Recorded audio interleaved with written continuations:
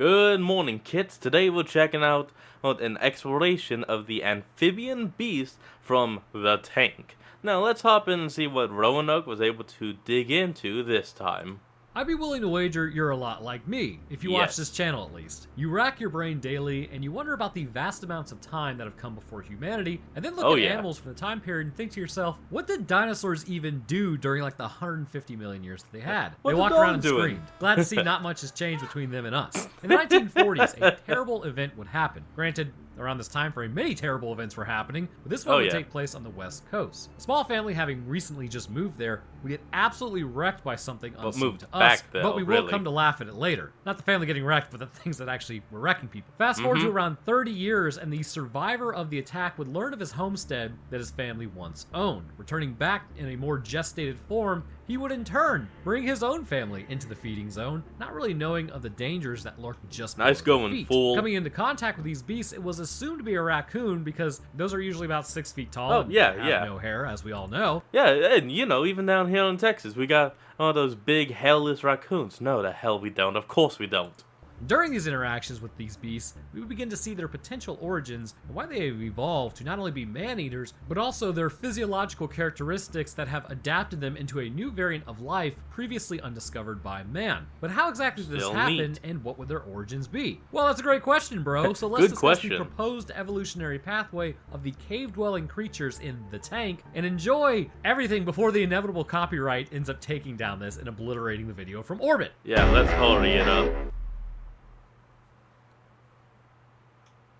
So we kick off our story with the understanding that if anything is attacking your home, you are required to go goblin mode on it. And I'm talking Oh, like yeah. full tactical gear running through the woods, full on chimp energy. It's some good stuff. You gotta go wield primal on all full limbs, crawling at it, kind of goblin mode. Family is asleep in full clothing, as one does, as the old man then heads outside to descend into the underground terror dome in the middle of a thunderstorm. Climbing down, it's a worse version of the backrooms down there, And it that's seems why to you go need horribly handles. wrong, as we can hear him yelling because clearly there's something down there. As the old saying goes, it takes a wonderful brain and exquisite senses to produce a few stupid ideas, and this was one of them. We now move Yep, on to the a few place with people the do real that. monsters, California. I am required to dunk on the West Coast as I reside in the East Coast, and because of who California kind of is as a person. I don't make the rules, I just am here to enforce I mean, them. he's Now right. that a large section of my audience has clicked off this video, it's Oakland, California, and to be exact, it's in 1978. We get some interesting music choices, not something I would pick. They do know that Led Zeppelin was big during this time, right? We then meet Jules, maybe, holding an maybe eastern not. water dragon, who can get up to 4 feet in length if you didn't know. This family Ooh. runs a pet store, which, I mean, this place is pretty poppin' for a random pet store. That's a big beast.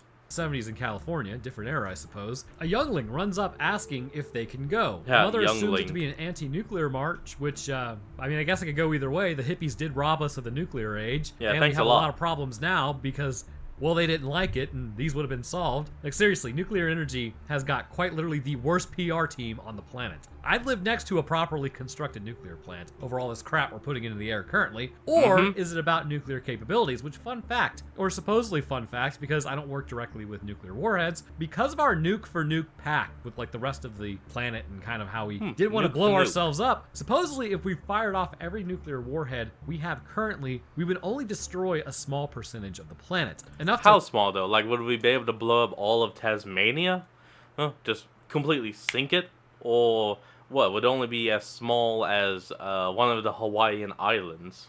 really only disrupt world trade for a few weeks because we simply do not have what we had 50 years ago, which would have been around this time frame. So yeah, I guess that all works out. Now, this was just an informational thing I saw. We could be holding out and hiding a lot more nukes and other Oh, yeah, countries most are doing the definitely. same thing. So go team, I guess. Anyhow, no, she's here to save the trees Lorax style, potentially even speak for the trees. And this being the early 70s, or at least the early 70s being over, they have stopped speaking Vietnamese in U.S. history. So now we meet Ben, the father who lived. I'm sorry, but that meme is still hilarious.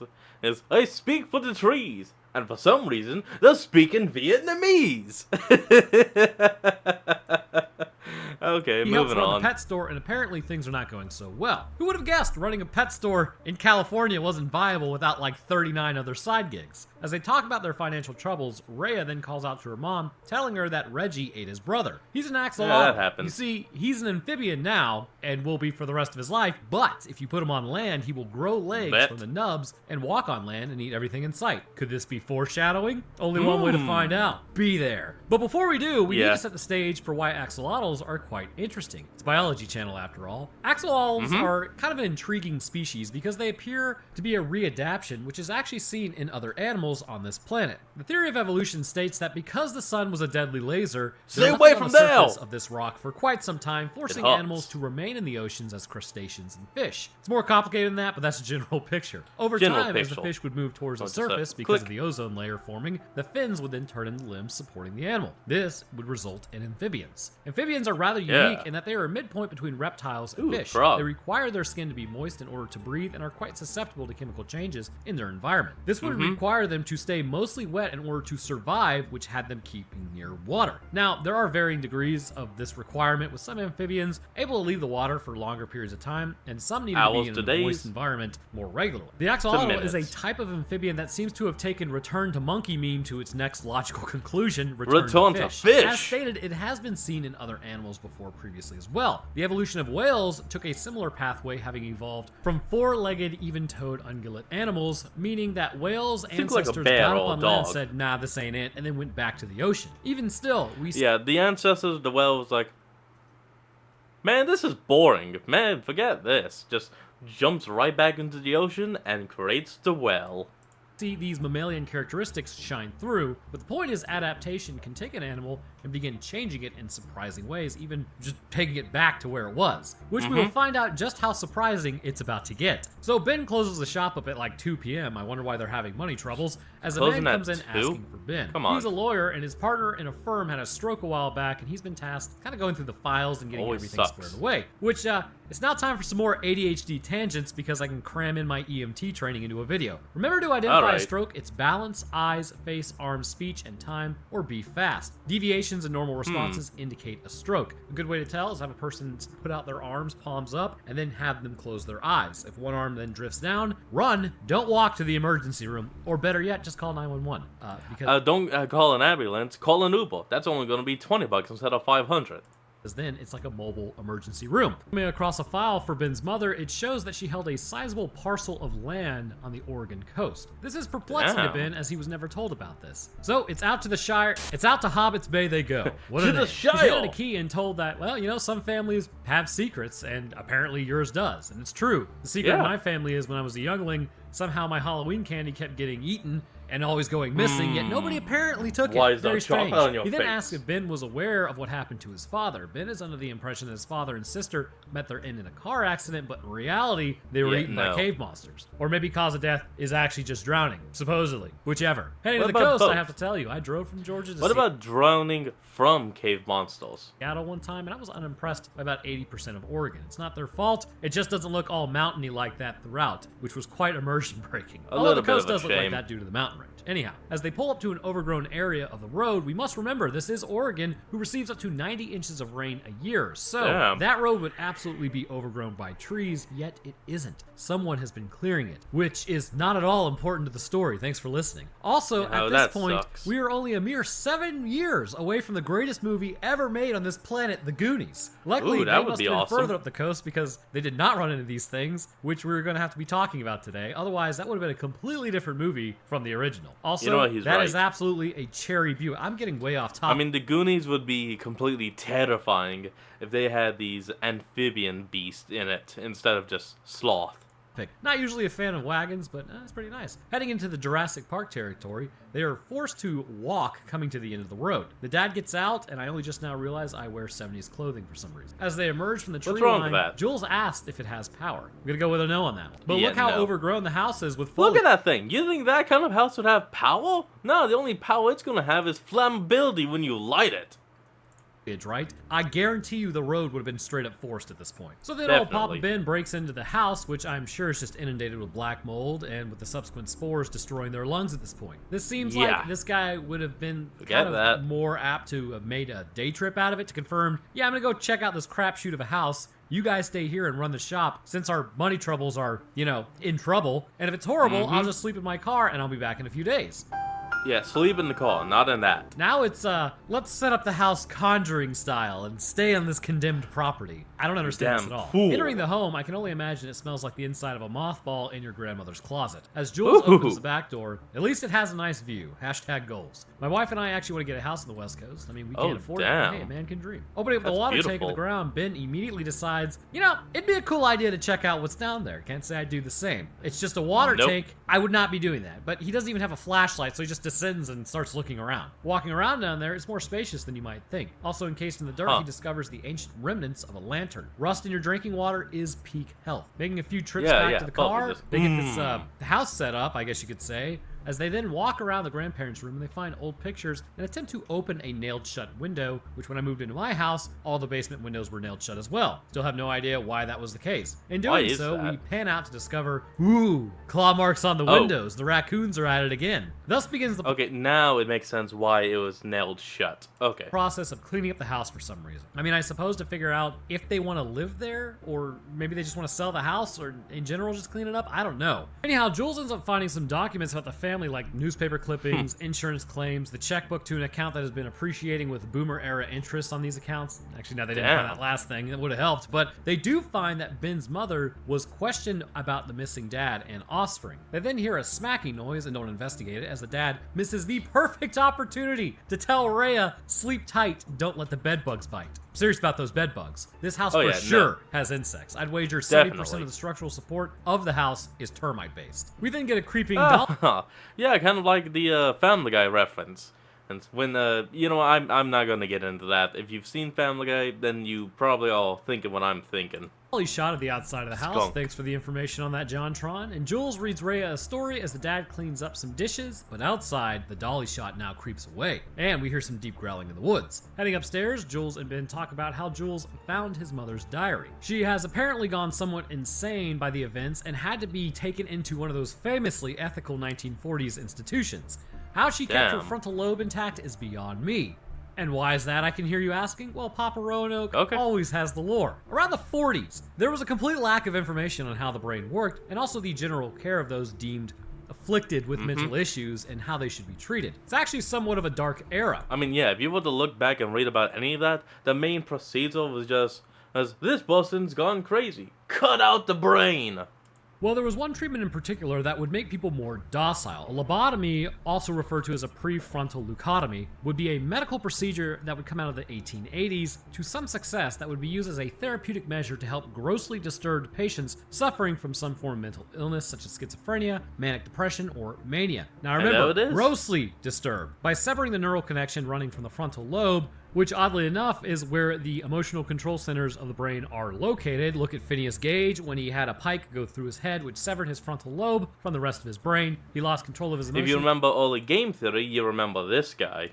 But there are some that say he regained some of those functions later on due to neuroplasticity. But anyways, this procedure was first meant as a last resort. However, as time would go on, one man in particular would go on to begin regularly performing them for literally any reason. American neurologist Walter Freeman and James Watts would alter the lobotomy, electing to use tools to isolate the prefrontal cortex. Despite objections and heavy criticism from American neurosurgeons, he would perform this barbaric surgery in sometimes as little as 10 minutes. As you can see, I don't really agree with lobotomies. What a stunning and brave stance, I know. Prescribing the radical procedure for things that didn't require them at all, many people would essentially have themselves ripped away from their meat suits if they exhibited anything less than agreeable traits. You could literally get lobotomized for arguing if you disagreed. It was insane. Seems like over time, this may have become something more likened to a threat to be used on people under the guise of treatment, though that's really kind of more anecdotal than anything, so you can't really log that away as information. It's just kind of how it appears. This procedure would lead to several issues such as apathy, passivity, lack of initiative, poor ability to concentrate, and in general, a decreased response to life we know it. During the 40s, these things were being administered to many during this time frame,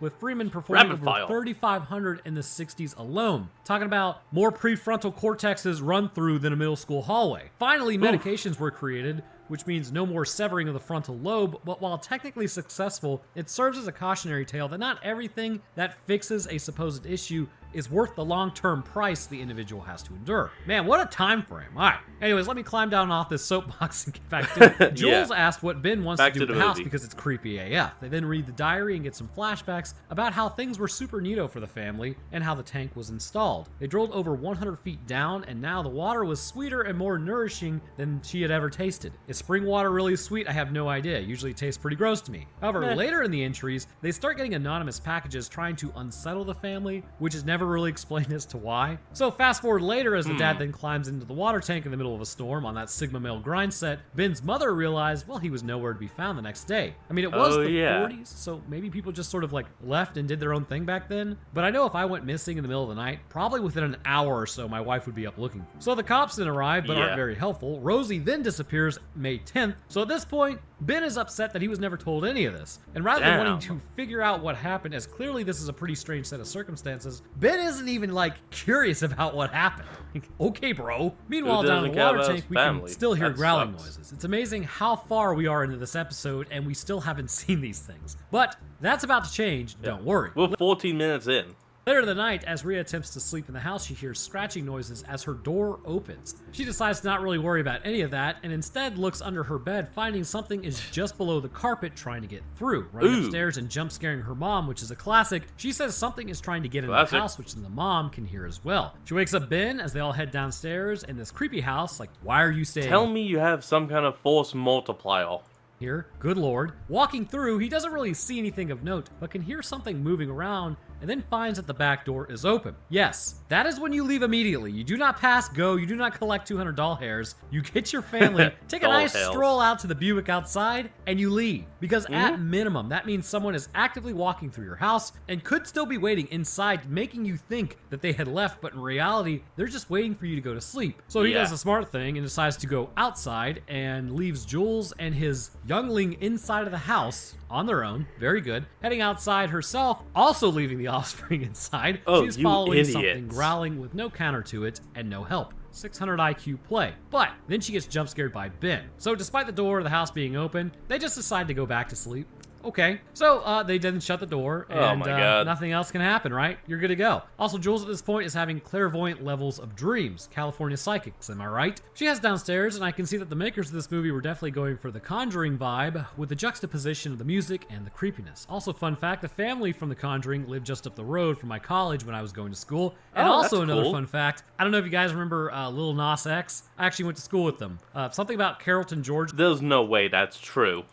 Makes you really want to do something with your life and not return to Carrollton, Georgia. Whether it be demonic spirits or making music, or even YouTube videos like yours truly. So as Jules looks outside, Rhea is playing with the dog and Ben is working on a water pump because of course he's a handyman as well. Fixing, dragging his family out to a rundown house, dead parents. Is there anything this man can't do? The triple threat. Heading back downstairs into the water tank again, his wife does the smart thing and asks him, why don't we just call someone to fix it? But he is convinced it's just a stuck valve. Based on nothing, of course. I don't know where he would have gotten training on fixing a water tank, but hey, it's just me. I don't know why any of this is going on, to be honest with you. But following it back under the house, he then goes to open the valve and ends up bleeding in the family's water supply after cutting his hand on a rusty valve. And that's going to require a tetanus shot, which we haven't talked about diseases in a moment, so I require it of myself in videos. Tetanus itself is an infection, as you know, that is caused by the bacteria Clostridium tetani, which is interesting because it hails from the same family as I like the way it was moving in that animation. That was nice. Clostridium difficile, and look at that! If it isn't the cousin Clostridium botulinum, or just our old pal botulism. This disease will absolutely destroy your meat suit, but what's worse is in a lot of ways, like Clostridium difficile for instance, they're actually very difficult to kill. Being resistant to many antibiotics, it's also able to stand up to many hospital-grade disinfectants, and it's becoming an issue in hospitals. Not tetanus, but difficile. Back to tetanus. Affectionately known as lockjaw, once you have contracted tetanus, it can be fatal for a person. There are many paintings and renditions over the course of history of soldiers in particular contracting tetanus.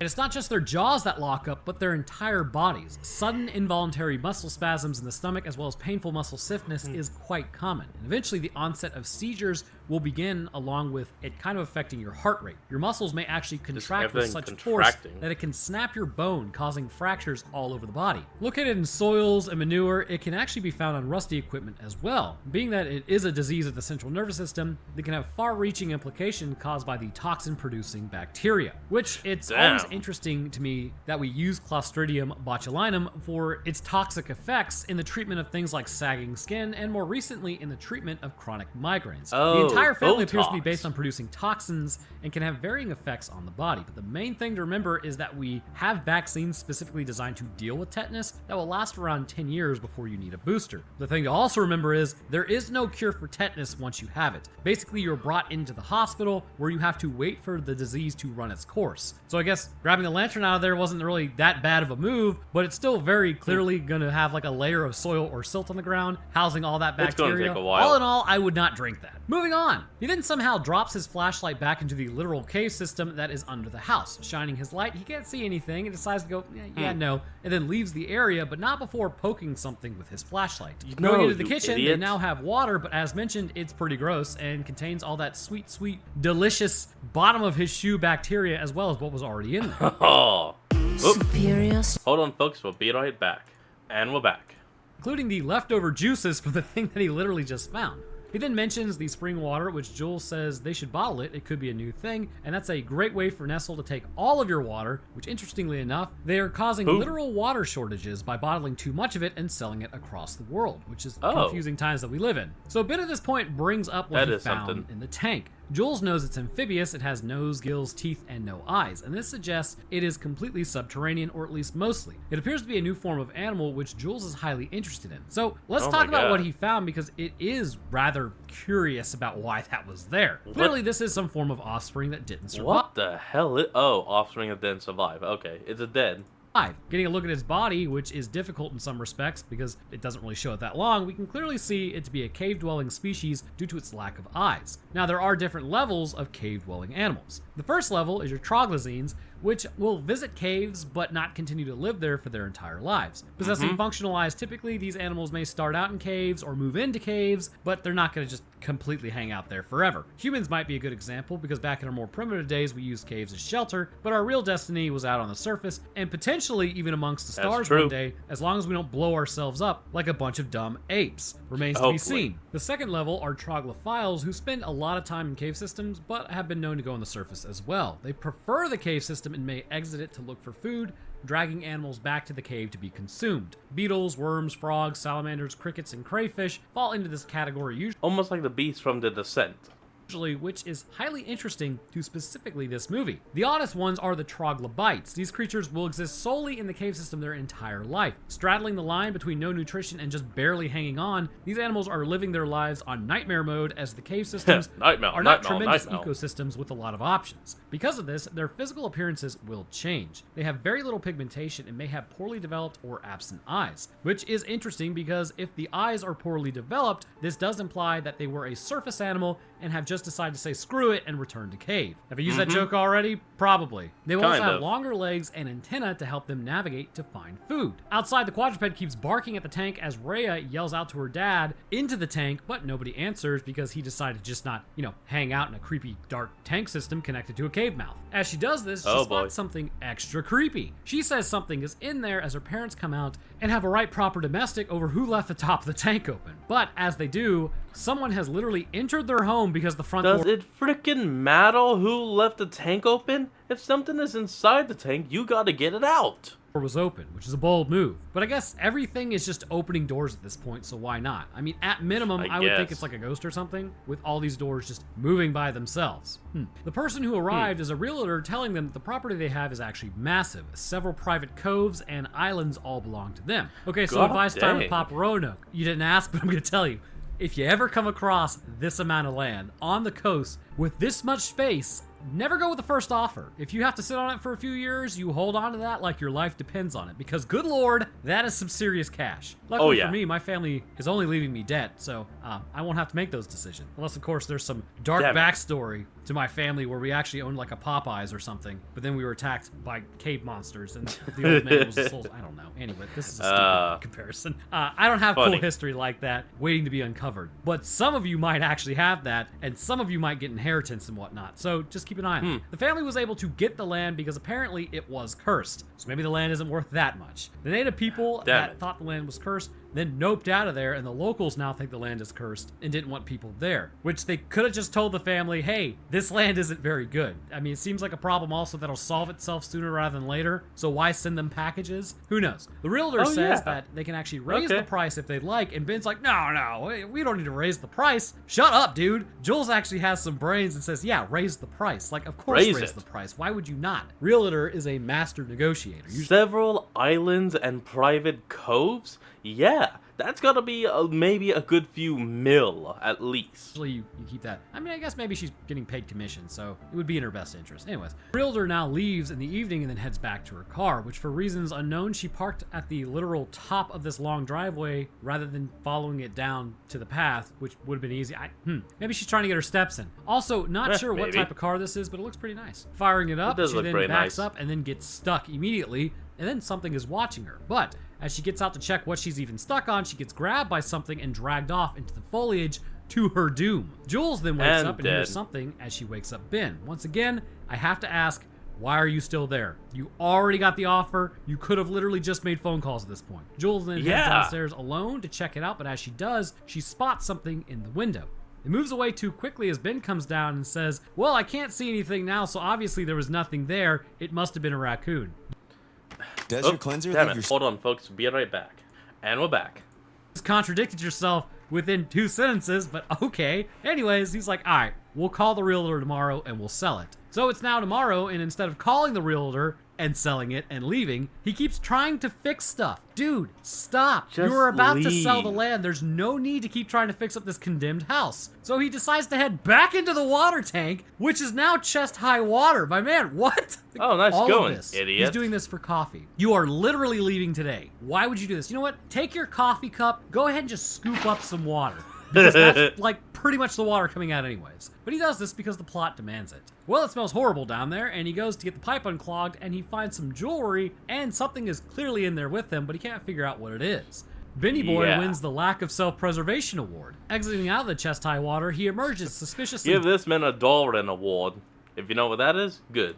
Dry as he brings a dead raccoon out of the water and still fully intends on drinking the dead raccoon water when he heads inside. Darwinism. I'm sorry, but Ben is just completely on a fast track towards some incurable disease and getting attacked by a monster and bleeding out. Yeah, he's I think gonna we know die. which is probably more probable. It's the incurable disease. Handing Jules the jewelry with his unwashed dead raccoon hand, it matches his sister Rosie's necklace, which is probably a little alarming. Jules says they need to call the police as Ben says he'll go to the gas station. We then get a flashback of the grandmother nailing the windows shut. The mother then puts Rhea to bed at what I can only imagine is like 4 p.m. before Jules spots that the water tank is open once again. Driving to the gas station, Ben finds that the realtor's car is still out there. She didn't make it very far. Following it back, or at least the blood trail, he then finds a blurry shape on the ground. It's the realtor, because I can't show you anything fun. Spooky! Running back to the car, he gets on the radio, which is hilarious, as he calls out, but surprisingly nobody answers. I remember watching this thinking, well, I mean, obviously he's going for the 45, and it's a walkie-talkie. Jules then walks downstairs and finds water on the ground. Get your damn force multiplier.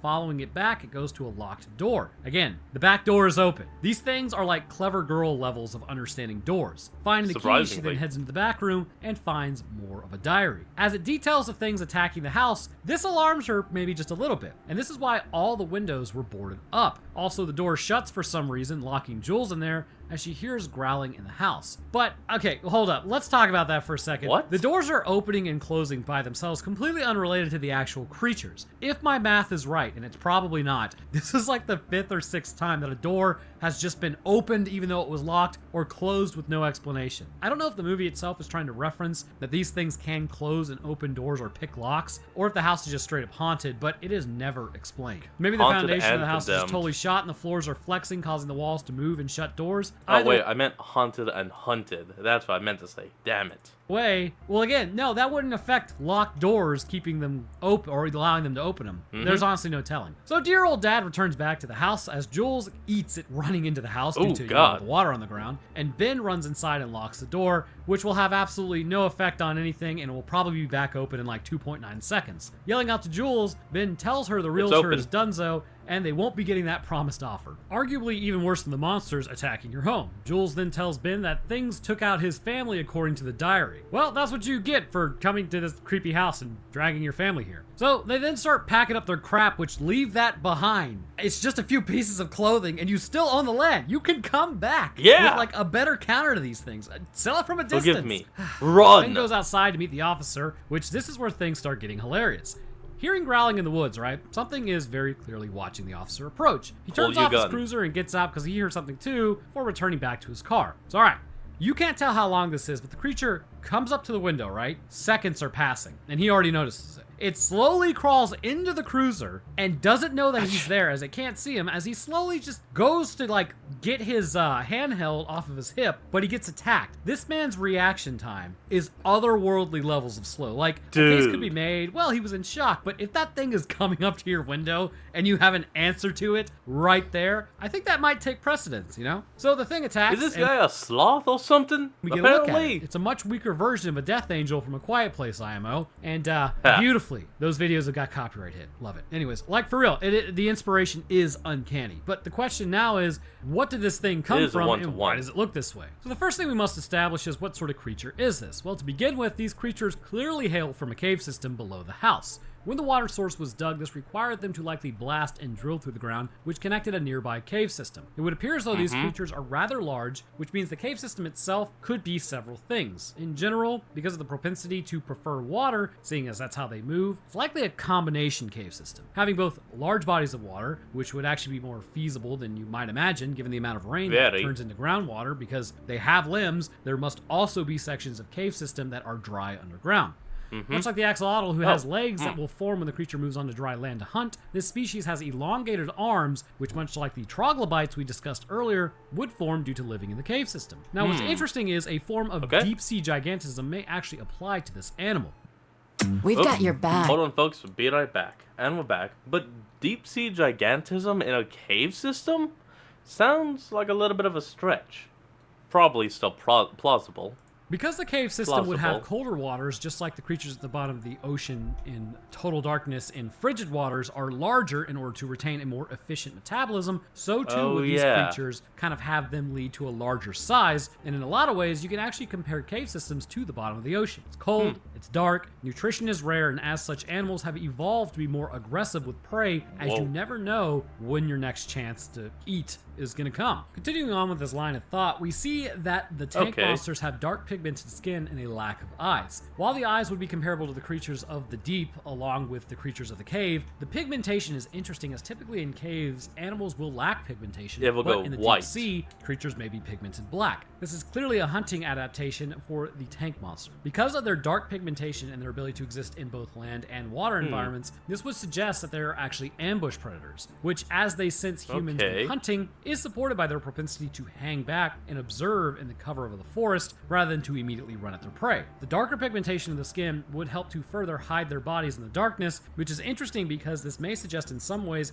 they are not completely troglobites, but are actually more cave-dependent forms of troglophiles. The reasoning behind this is because in the area referred to as the land of the cursed, if these things were contained only to the cave, they would not have enough interactions with humans to the point that humans would recognize them as a threat. Along with this, the creatures themselves would not be able to effectively hunt on the surface and understand to use trees as cover. Their nocturnal hunting patterns also suggest they understand that the sun can damage their skin and dry them out, which will, not go well. But this is not at a conscious level, but from an ow that burns level. So sort of like an animal touching an electric fence, it doesn't understand electricity, it just understands that hurts. This would indicate that while most of their time is spent in caves, which has brought on evolutionary changes in the body, they will still hunt on the surface, which has made them a recognizable threat to the locals, even if they are mostly just old stories. This indicates that just like in the Goonies, there may be some cove with a cave opening that connects these creatures where they may hunt the cold waters off the coast or just offshore, even going inland sometimes to find prey within the tree line. Opening up the tank system just gave them another entry point to land further inland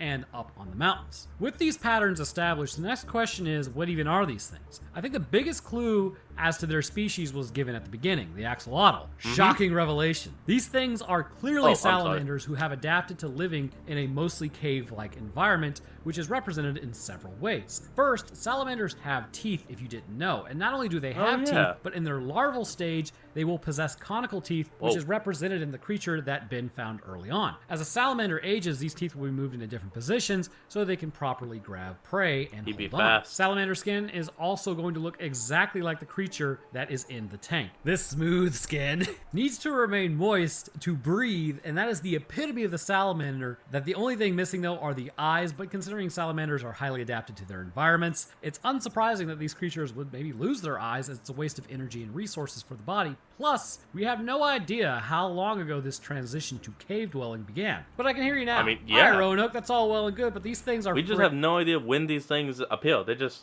friggin' massive. Surely, living in a cave would not allow for such things, even with the idea of deep-sea gigantism. And you're right, for the most part, it would be difficult. But it depends on what sort of salamander we are talking about here. There is a salamander known as the Chinese giant salamander, and it is absolutely as described. It's giant. This salamander's only two predators are humans and other giant salamanders because they can weigh up to 130 pounds or 58.97 kilograms. And this is about the max, but typically that's bigger than I thought. This weight puts them around 55 to 66 pounds. Their usual length is about 3.8 feet, but the largest one that they have found was close to 6 feet long. I think it was like 5 feet 9 inches.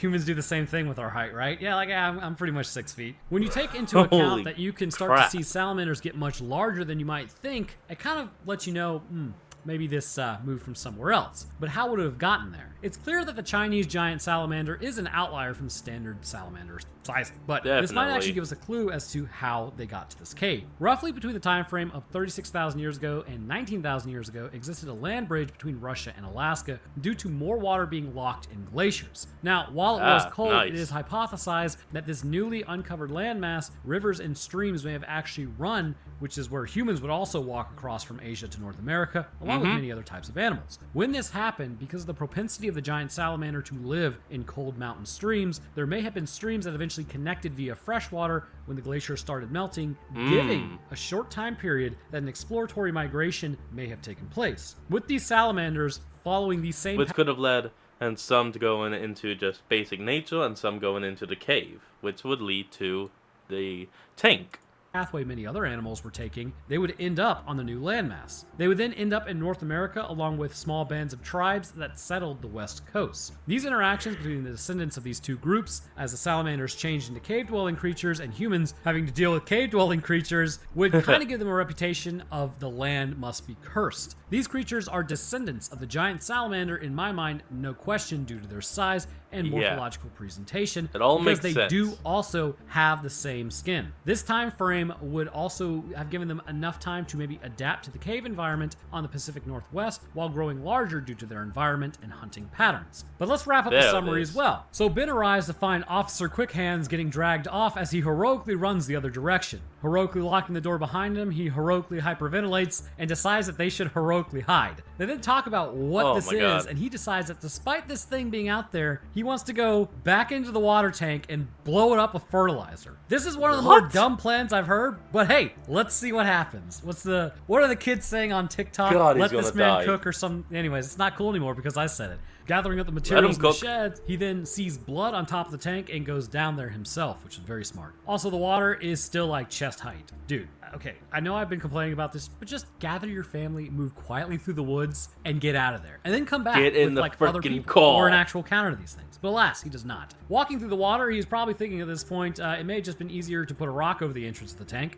Also, Officer Speedy draws down there as well, and he's not looking too good. Turning off the water, well, there's a creature over there, looking at him menacingly, and then goes under the water out of sight as another one has entered the house. But it's probably fueling him. It was actually just a dog running into the door. But there is one in there, so just give it a second. Meanwhile, back in the Cave of Wonders, the dad then crawls into the cave opening to detonate the counter, as of course his flashlight runs out. Using his lighter, he gets the fuse line lit as he starts to very slowly crawl out of there. He ends up blowing it up while he's still in there, which is going to activate the almonds of the creatures as he gets attacked. Watching the rave in the tank, Jules then runs out to go help, but Oh, now boy. one is outside the door as well. Rhea screams like a nerd, alerting the thing that they are You actually in idiot. there as Ben continues to get totally wrecked in the tank. If you're hiding and someone is wiggling the door, you don't scream. That lets them know, oh, there's my prey. Just gotta bash this in, you idiot.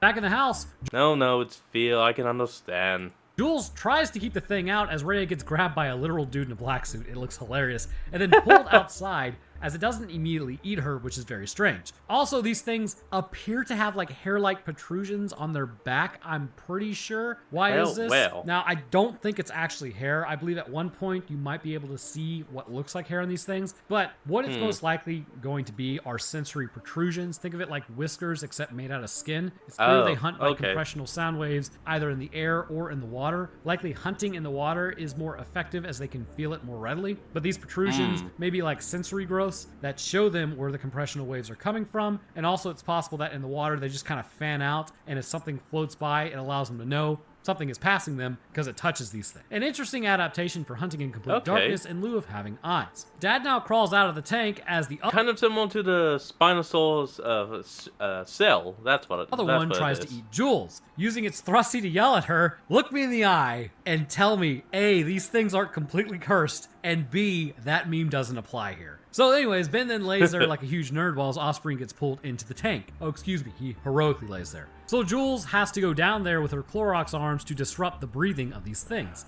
Lighting a torch and grabbing a pitchfork peasant style, as she moves through, she begins calling out to Rhea. Something then jumps into the water with her, and we all know what it is, it's just not shown. And somehow, Rhea is still alive, like she's the first. Also, quick question, if these things do drag their hunts back to the cave, why did it not drag the realtor back? I'm assuming it was maybe a distance issue, or even a skill issue of the salamander. Seeing this thing's head out of the water, it's clear they are hunting her as she dilutes the Clorox down to non-lethal levels. Very smart. So, she pretty much immediately then gets grabbed as she starts stabbing the water and getting bitten. Ouchies. She's able to stab it as another one launches its attack, but she's able to pitchfork it through the face as well, ending that salamander's whole career. And also, luckily for her, her craptacular torch is now going out. Moving deeper into the cave opening. Something I kind of just realized is like, whoa. Something I just realized is that at the top of the mouth thing, it looks like a giant nose. Rhea is back there underneath the house stilts. Grabbing Rhea, the things are just beyond the veil of darkness. Jules then tells Rhea to stop being a nerd and just crawl through the freaking cave opening before flame broiling the amphibians because she is taking way too long. But it runs out pretty quickly as Jules nopes out of there as well, heading to the surface. Things are starting to give chase, but they're able to get out of there before getting launched on. Taking the dog and Rhea to the car, she doesn't have the keys, so unfortunately she's gonna have to go back for old Benny Boy. Heading inside, well, he's still alive, that's apropos, but what isn't apropos is the creature now opening the tank lid. As Rhea and Archie hang out in the car, these things kind of apparently can climb trees, it appears. They begin to surround the car, which if they are hunting by sound and smell, how they're able to find her in the car is a little strange. I mean, I suppose possibly by her scent, but even then, had she kept quiet, it's likely these things wouldn't have known the difference between glass and metal of like a car and a literal rock, which means they probably wouldn't have wasted their time trying to break in, which means she was pretty much 100% safe. They would have just like crawled over it like so a she regular does a smart lizard. thing and then runs outside of the car. As the thing just literally sits there and screams at the ground, I have no idea what they were going for here. Like, watch it. It doesn't try to attack. It just sort of rees at the fact that something is faster than it. So with literally no pep in its step, it finally turns around and then begins slowly crawling up the back of the car before taking a round through I already used the joke earlier, but just through its throat. Having survived, Jules stops the car to have a nice cry as Dad continues to bleed out in the back of the car as so damn slow. They decide to never have amphibians in the pet store again. Ah, the end. Or is it? The date is June 22nd, 1993, after the credits. We are wiser, we have hard hats, and our style of clothing has changed. As the construction group is planning on building a neighborhood, the creature's jimmies are rustled once more, except now they have to deal with hungover construction workers with access to hammers. It's probably not going to go well for them. And thus concludes, or does it?